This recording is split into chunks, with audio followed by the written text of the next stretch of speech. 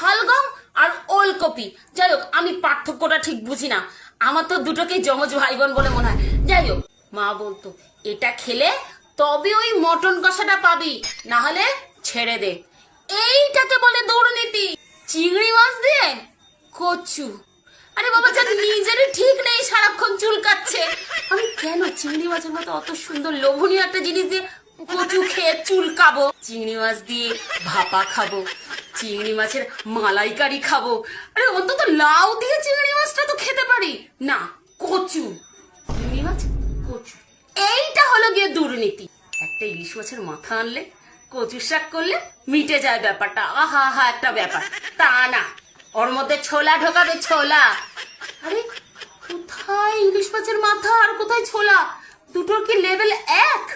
এইটা হলো গিয়ে দুর্নীতি। আরে শুটকে ছেলে পছন্দ না, শুটকে মেয়ে পছন্দ না, শুটকে মাছটা কি করে পছন্দ হয় এটাই আমি বুঝি না। মাছে ভাতে বাঙালি আমরা, টাটকা টাটকা মাছ খাবো তা না, শুটকি শুটকি, গন্ধ, বাপরে। এইটা হলো গিয়ে দুর্নীতি, বুঝেছো? এই দুর্নীতির থেকে মুক্তি পাওয়ার জন্য আমায় কি করতে হয়েছে? কুমির হয়ে খালে ঢুকে যেতে হয়েছে, মানে শ্বশুর বাড়ি আসতে হয়েছে, দিয়ে বলতে হচ্ছে আমি এই সব আনলে রাঁধবো না।